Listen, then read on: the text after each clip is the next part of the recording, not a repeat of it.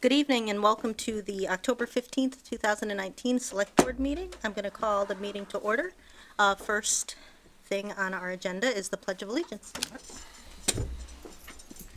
I pledge allegiance to the flag of the United States of America and to the republic for which it stands, one nation, under God, indivisible, with liberty and justice for all. Second, we have announcements. Peter, do you have any announcements? I have a few announcements, thank you. Good evening. Just a reminder, town meeting will be held on Monday, October 21st at 7:30 p.m. at the high school auditorium. Please note that a copy of the warrant can be found on the town website. Special election, just a reminder that there will be a special election to fill the vacancy of former Select Board member Bruce Spinney. Will be held on October 29, 2019. Polls will be open from 8 a.m. to 8 p.m. Absentee ballots are available in the town clerk's office.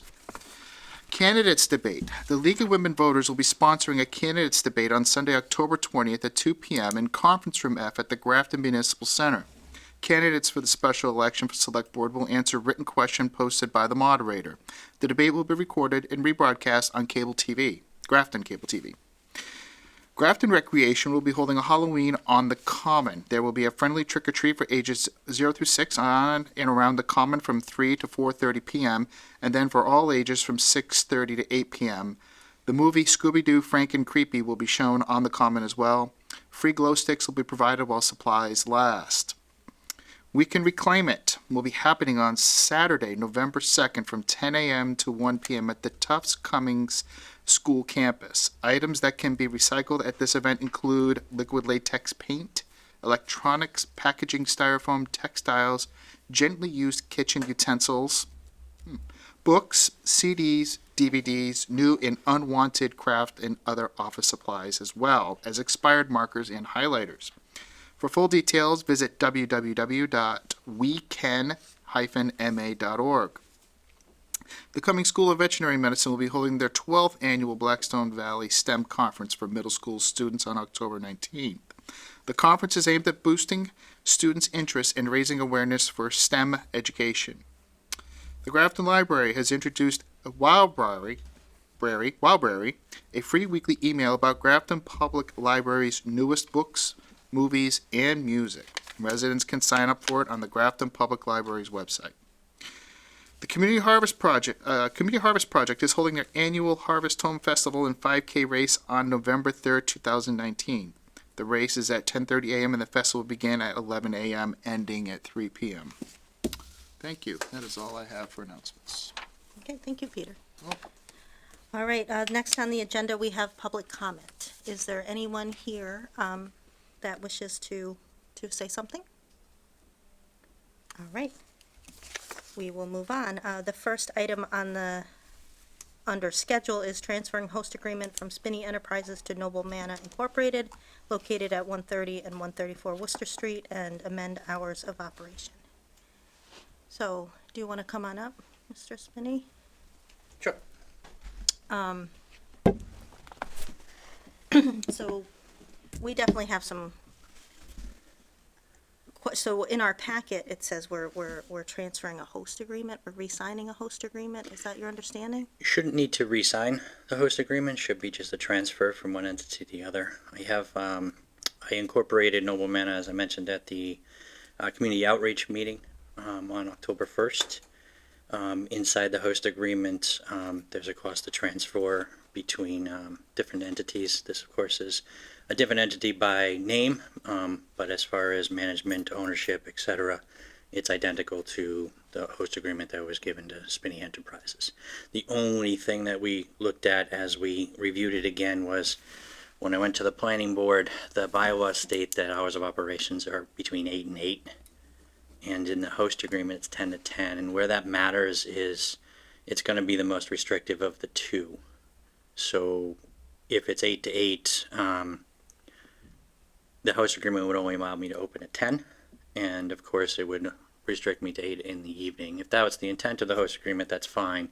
But I think we were looking at sticking with what the bylaws had suggested. Now, there's no way around the bylaws. The planning board can't give exemption or things like that. So if the host agreement wants me to open at 10, well, then it lets me open at 10, but it can't give me the extended hours past 8 to go to 10 in the evening. Doreen or Peter, do you have any questions or concerns? Bruce, I'm just confused on why there's a host agreement in our packet, I guess, and you and I, had some conversation about this. So for someone who voted opposed to the original host agreement and didn't sign the original contract, what is your intention with me signing this contract? Because I'm in favor. I don't believe you need to sign the contract. I Okay. believe you just, a vote for transfer is all that is necessary. There's a Okay. different host agreement because, of course, the corporate identity and the address changes. Right. So that's all we're looking for. So the original signatories of the host agreement would transfer over with them. What Okay. we're trying to do is just get it into Noble Manors' name. Okay. Because the vote passed, and so I'm in favor of changing the name, changing the hours on an agreement that passed. What I don't want to do is sign a new host agreement since I was opposed to the original vote. I'm not, outside of the You hours, answered my if question. Yep. that's the only change that's, I'm asking to be made, and that's just to bring it in with the bylaws. So we don't have anything that says that. What we have from, I'm assuming from when Ed put together the agenda, what he is saying, the motion that we have is to sign an updated host agreement. So that's different from what That's he not is saying required. here.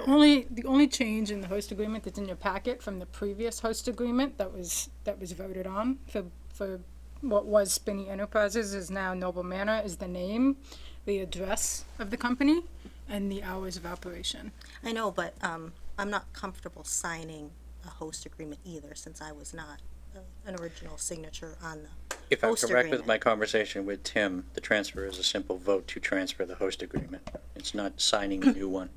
You shouldn't have to sign a new one, especially if you were declined to sign the first one, as you voted against it. Peter, do you have any questions? I do have a question. In past decisions at the select board, Becca, that we've made, when we've had to change any type of agreement, has it been just a vote of the board, especially for something like, I don't know, given, what's something that we would So sign? the like transfers of licenses that come to mind are like alcohol licenses and things like that. And those new licenses do get signed, but it's a little different because you're changing hands. Like you're changing the owner of the license. We can, if the board is in favor of the changes, which are just these 3 changes that Bruce has laid out, the board can vote to that effect, not sign anything. We can contact the CCC directly and just ask them how they want us to handle it. Okay. If the board is comfortable with that. Well, because I did talk to Jenny today, and she suggested waiting until she could call CCC. Okay, that's So- fine too, if the board wants to do that. The only thing I would suggest is the CCC is going to contact the town as soon as I put the packet information in. So the difference there is I get to put the packet information in. When they go through the packet, they'll notice the host agreement. They call the town and say, is this a valid host agreement with the town? And it's a simple affidavit sheet that would be provided back to them, rather. So this is, like Becca said, should be a simple transfer. Go ahead, Peter. Sounds like you have a question. Just, it's more of an open comment. I'm okay with, making a motion tonight to just say, do we vote to just change the name and then wait and see what, what other things that we have to do. But if I may bring up a point here, our town council originally had reviewed the original host agreement. And the hours of operation, just my observation is, why didn't town council make sure that the host agreement followed our bylaws? I guess. And is that a reasonable thing to consider? Because, we rely on council to make sure is everything in alignment with all of our agreements and everything going forward, from indemnification clauses to insurances to bonding and so on and so forth. I'm changing the hours of operation, to adhere to our bylaw, but I was under the impression that the original one adhered to our bylaw based on our town council's review. Okay. Go ahead. One more thing.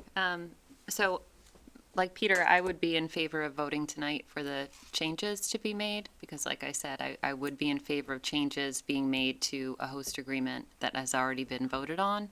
I think I've made it clear that I'm just not okay with signing a new host agreement for something that I was opposed to in the first place, if that makes sense. So I would like to hear from council if there's, an addendum sheet or something that we can be signed that could be put on the other host agreement, because this looks like a whole new host agreement in our packet, regardless of whether or not it is. So is the other, I'm assuming the other packet has not gone to CCC yet, correct? No, this is the Barway, Okay, actually, to okay. providing that packet to them. Okay, Okay. We also are one member short tonight as well, so, we could table it so that so that our missing member could also weigh in. that's an option too.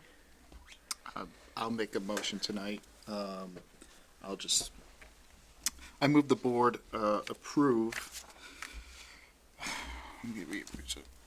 approve the transferring of the host agreement from Spinney Enterprises to Noble Manor Incorporated, located at 130 and 134 Worcester Street, and amended hours of operation. I second the motion. I Okay. just want to make a note that I didn't put anything in the motion for signing of anything, so Correct. it's just us just taking a vote tonight on just saying, hey, yeah, if we're in agreement, we're okay with this, move forward, and then based upon whatever feedback we get from town council, then we'll take those appropriate next steps. Okay. I have a motion and a second, discussion. You guys have anything first? For me, I have no problem with the name change or the hours of operation change, but, like, how would it look? Like, we don't even know how it would look. Like, is it a letter that's attached to the original host agreement? Is it,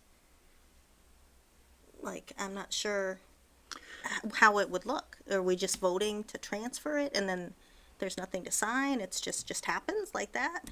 Like, what's, No, I we just, would have to memorialize it somehow on paper. Eventually, the board will have to sign something, whether it be an addendum or an amendment to the initial host agreement, or a simple affidavit that states that the board is voted to the effect in favor of changing the name and the address. So it's not just a vote.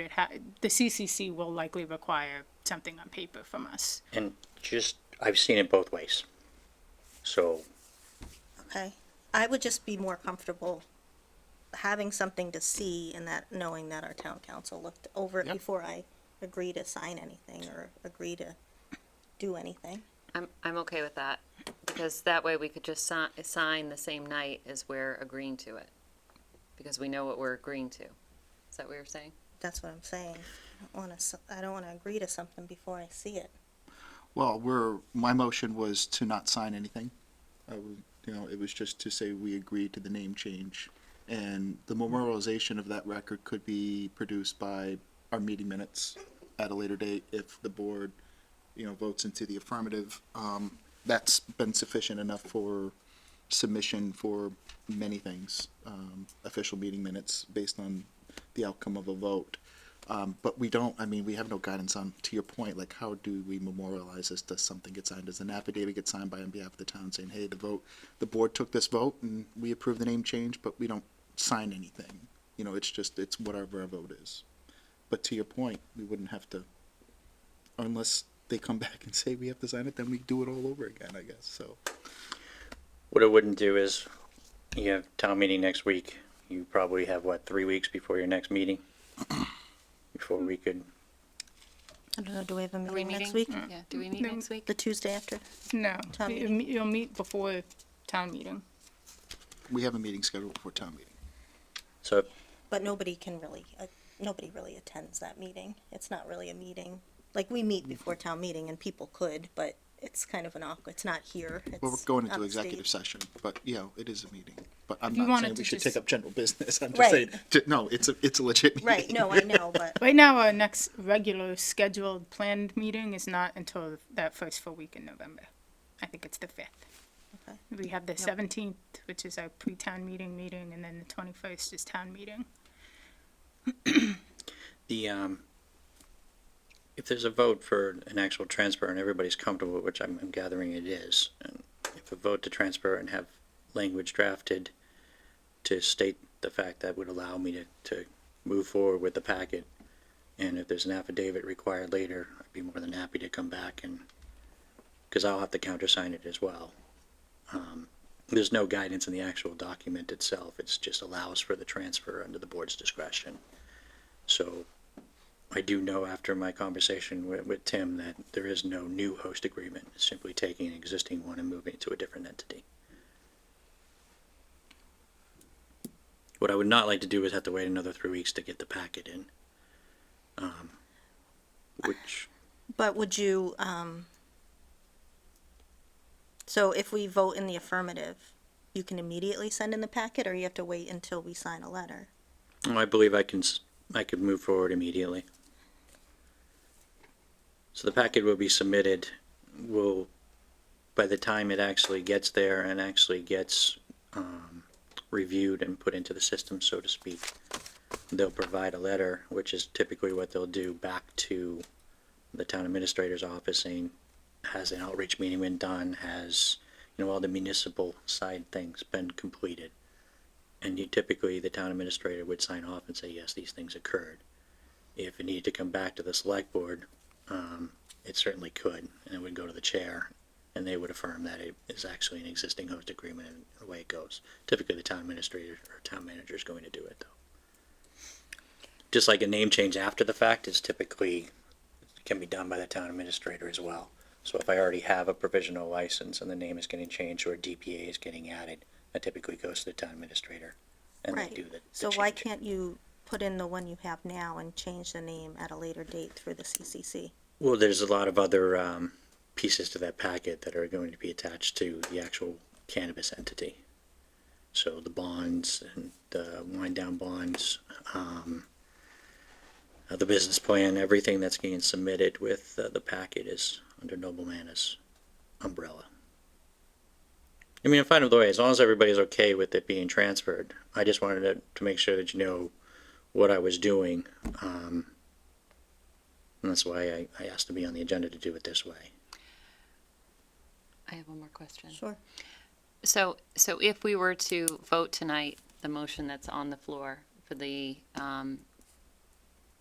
title change and the hours change, how quickly do you think we're going to get an answer from council and be able to sign whatever is required We could probably have something for Thursday. this week? Yeah. Okay. Because my other concern would be waiting until after town meeting, after the election, and then the next meeting, November 5th, and having, a 5-member board back. And so to make a decision tonight and then to ask, a new board member as well as the chairman to make a decision on something, I just don't want it to get complicated.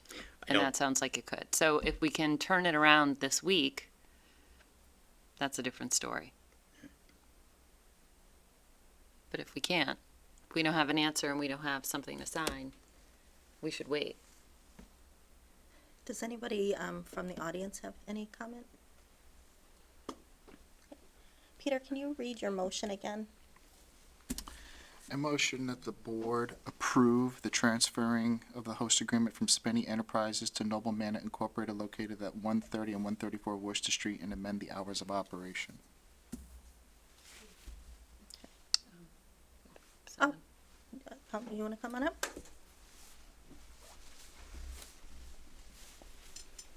Colleen Roy, Elmer Street. I think this has happened once already with another host agreement, which started as MIA and then it changed to Resonate. I'm not sure if that. Yes. Okay, so, and how did you guys handle it that time? I believe it was different because they had already had their host agreement into the CCC at the time. Okay. So they didn't they didn't come to the board at all. That was a purely administrative thing. Okay, thank you. Yep. I believe I'm correct. If I'm wrong, let me know. But, When they originally came, at the time, they were MIA, and then it was Resonate for the actual host agreement Oh, itself. okay. The change was happening at the time. I okay. wouldn't mind changing during that process. I figured I would come and make sure that you were updated on what I was doing. So, Okay. Well, I- I'm gonna go with town council and just, I would rather wait, but it sounds like you guys are ready to vote. You guys, I would be comfortable with voting for these changes. I think I've made it clear that, I'm opposed to the host agreement and that I'm not re-signing a host agreement, but I'm not going to be opposed to an agreement that has already been voted upon and disagree with a name change or hours. I mean, that doesn't really, right. No, I agree with that stuff as well, but I would just want the process different. So that's my only reason. But I'm not opposed to a name change. I just would like to wait until our chairman's back and such. But that's okay. So we have a motion and we have a second. Hearing no further discussion, all in favor? Aye. Opposed? Nay? All right, passed. thank you very much. All right, next, resignations. None. Appointments. We have one, for the Institutional Biosafety Committee, Yvonne Lux. Madam Vice Chair, Yes. I motion that the Select Board appoint Yvonne Prolux to the Institution of Biosafety Committee. Second. I have motion and second. Any discussion? Is Yvonne here? I don't think so. Okay, hearing none, all in favor? Aye. Aye. All right, town administrator appointments. So actually gonna request that the board pass over, the planning and conservation admin. We don't have a name yet, but we hope to have a name in the next week or so. Okay, Get somebody in Joe's office. okay. So next, Paul Cook for the assistant town clerk. I see Candy out there. And Paul's here. Do you want to come on up or? Both of us, you want him? Both, sure. Or I mean, you can stand at the podium or Have a seat. have So a seat. just a little bit of background for folks at home in a refresher. So we began the process of interviewing and advertising for this position over a year ago. Just a little bit of background on the position itself. It was initially cut from the FY19 budget in May. It ended up being funded in October of that year, and that's sort of when we started the process. We went through a first round, did not have a lot of success.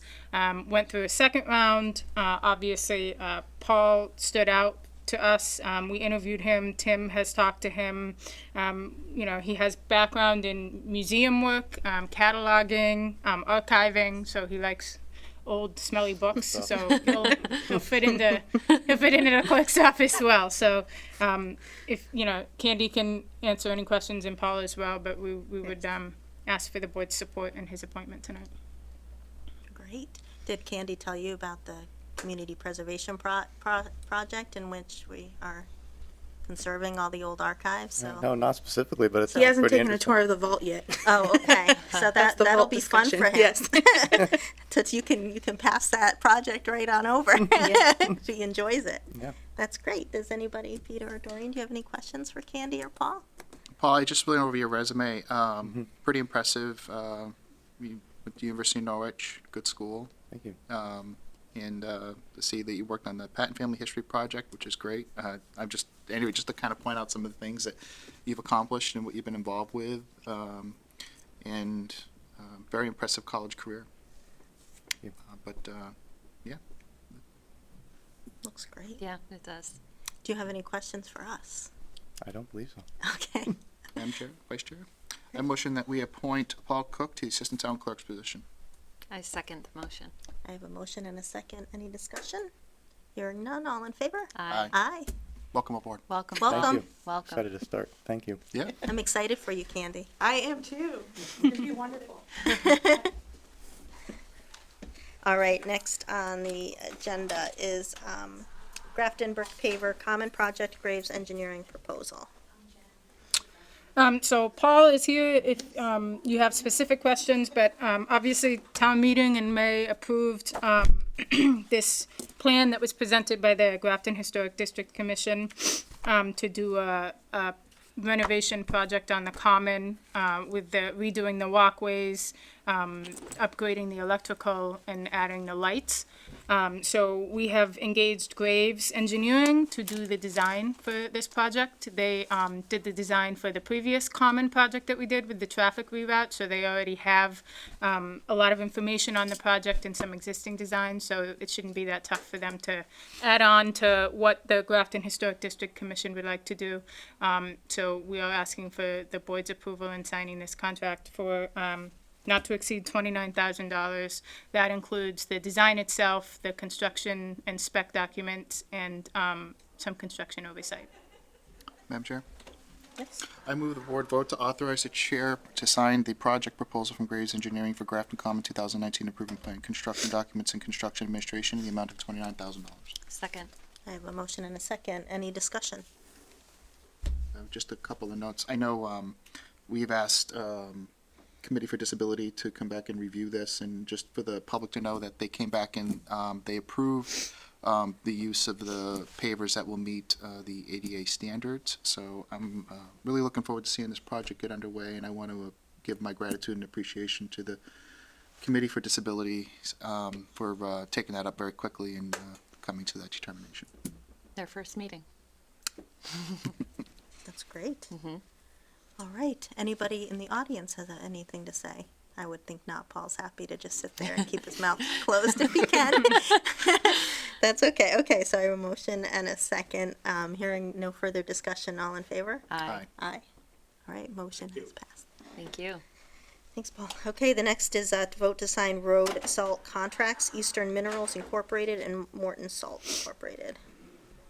So each year, we purchase salt in anticipation of the winter season. So we go through a procurement process with the town of Shrewsbury. They do like a joint procurement, and we sort of just jump on their bandwagon because we've had really good success working with them in the past. If you looked at the history that was provided in the packet, we were paying a lot more in FY17, and the price has been pretty consistent since then, even gone down in a few cases. So Morton Salt would be our primary provider at $47.45 a ton, and our secondary supplier will be Eastern Salt at $48 per ton. Madam Vice Chair? Yes. I move the board vote to authorize the chair to sign Morton Salt Incorporated contract as the primary salt supplier for the town of Grafton for fiscal year 20 at the cost of $47.75 per ton. Second. I have a motion and a second. Any discussion? Hearing none, all in favor? Aye. Aye. Motion is carried. Madam Vice Chair, Yes. I move the board vote to authorize the chair to sign the Eastern Salt Incorporated contract as a secondary salt supplier for the town of Grafton for fiscal year 20 at the cost of $48 per ton. Second. I have a motion and a second. Any further discussion? Hearing none, all in favor? Aye. Aye. And that has passed as well. All right, intent to sell 27 Flint Pond Drive, North Grafton. So these are affordable units that go on the market. They are required to notify the town because we do have right of first refusal on these affordable units. We did send this over to the Affordable Housing Trust. They consistently vote to recommend that we refuse the option. So the owner will go through DHCD to proceed with finding a new eligible affordable buyer for that unit. It will stay affordable. It will. Okay. Madam Vice Chair, I move the board vote to not exercise its right to purchase the affordable unit located at 27 Flint Pond Drive, North Grafton, Massachusetts. Second. Motion and a second. Any discussion? Hearing none, all in favor? Aye. Aye. All right, we're already on the back. Select Board reports, TA reports. Peter, Doreen, do you have anything? I just got a couple.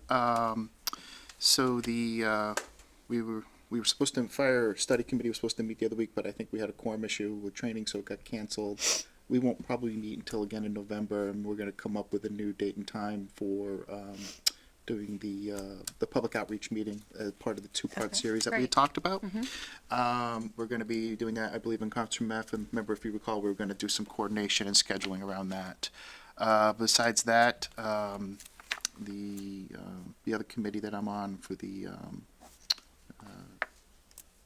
Capital Improvement Bylaw Committee that was approved at town meeting in the spring. We had a quick meeting last week just to kind of go over some last minute developments, just some of the feedback and comments.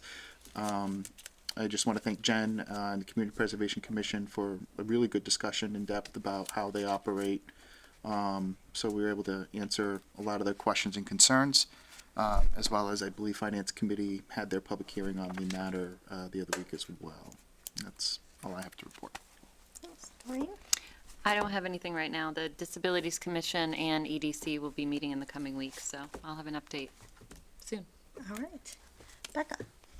A couple of things. So we are moving forward with the Super Park project.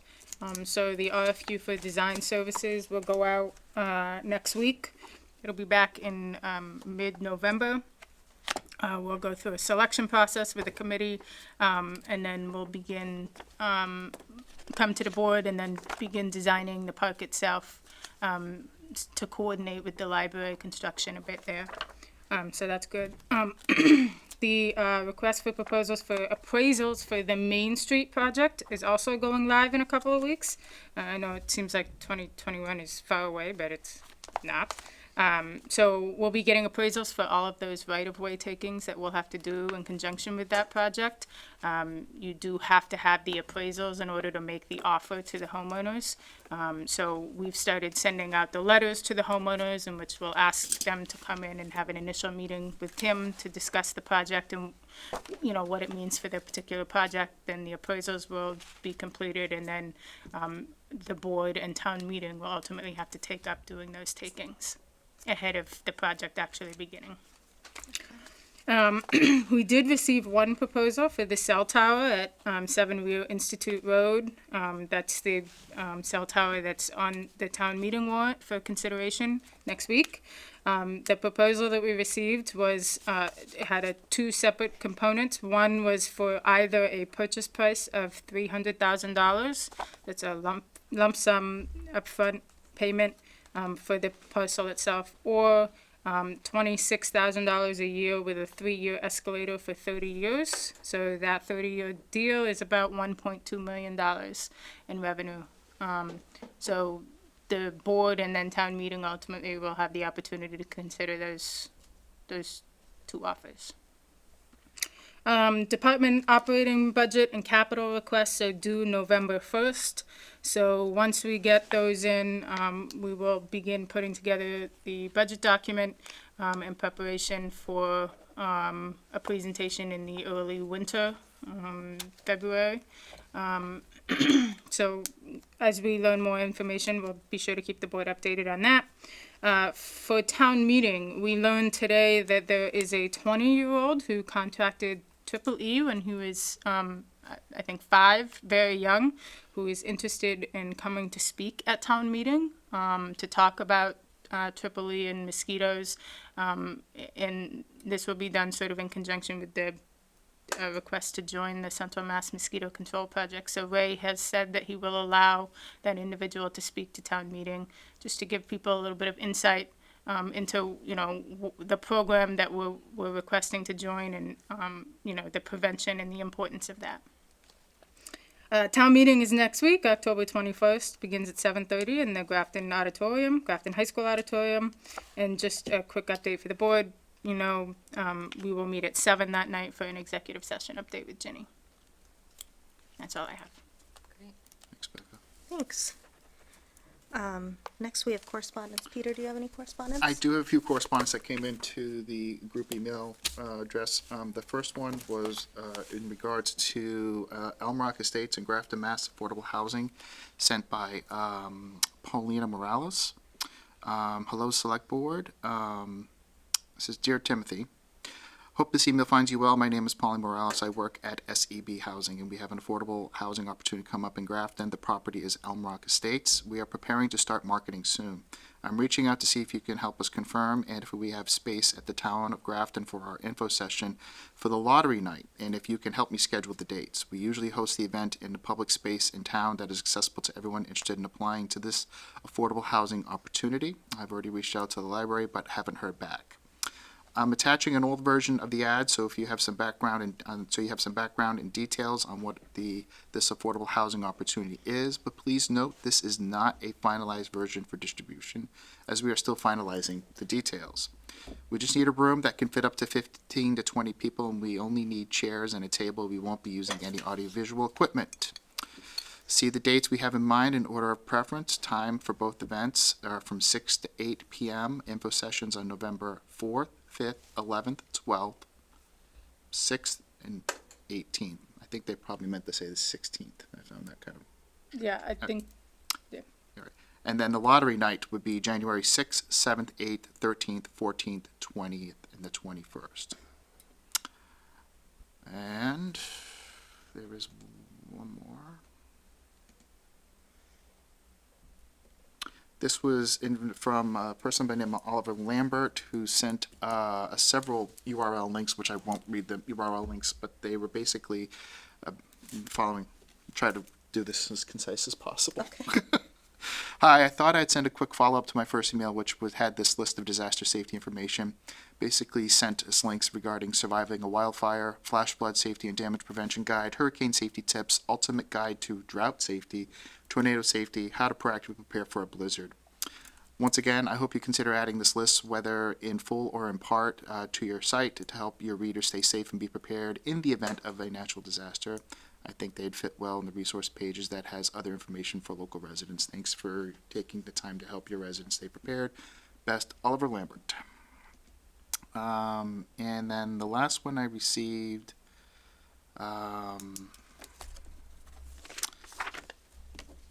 was from Gabby Queenan, Policy Director for Massachusetts River Alliance. Hi, my name is Gabby Queenan, and I am the Policy Director for the Massachusetts River Alliance. I am reaching out to you because we are in the process of connecting with local elected officials to solicit support for a bill that would notify the public about the presence of sewage in local waterways. I hope you're willing to sign onto a letter in support of this legislation. If so, please click here. You may have heard of the legislation, House 3976, filed by Representative Campbell Methuen, Representative Denise Provost of Somerville, and Senator Chehlin, did I say that right, of Somerville. Right now, there are no required notifications to the community or local elected officials when there is a release of sewage into our rivers. This requirement has been implemented in 14 other states, and despite the fact that Massachusetts has approximately 3 billion gallons of sewage spilling into water bodies every year, we have yet to make this requirement in our state. The House bill would change that. It would require the sewage system operators issue a public safety advisory within 2 hours of a sewage discharge and every 8 hours thereafter until the discharge has ended. A final advisory within 2 hours of the conclusion of the discharge. Advisories made available online, sent via email or text, or subscribed members of the public submitted to the 2 largest local news organizations and distributed to the local boards of health, municipal officials, and state departments of public health and Mass Department of Environmental Protection. The bill has over 80 co-sponsors. Bill fact sheet is attached to this email. Please note that the real long-term goal is fixing the problem with funding for infrastructure improvements, but building public awareness is an important first step to getting the necessary funding. Please note that the individual select board members, town administrators, towns and city managers, and city councilors can sign on to the letter, but some towns and cities have decided to send letters of support from their own entire elected body. See the attached from Somerville City Council example. In addition, if you do not represent a community that has combined sewer outflows, it is worth noting that every community would benefit from this legislation because it covers all types of sewage discharge, including line breaks or treatment plant failures. If you have any questions or any need for additional information, please do not hesitate to contact me. Best, Gabby. And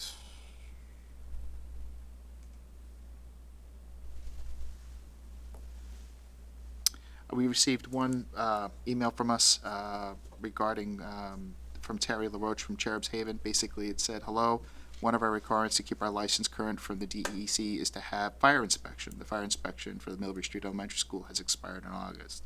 I'm reaching out to you today to see if I can get a timeline on when someone can go out and do their inspection. Without it, we can't receive our license. Thank you for your help.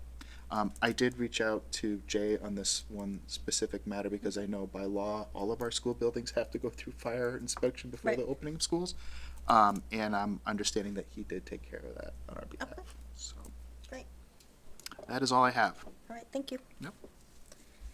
All right, my understanding from an email from Ed was these next two the items under discussion were his, and so we're gonna table until he came. That's fine. Right? That was my understanding. Next, meeting minutes. Madam Chair, Yes.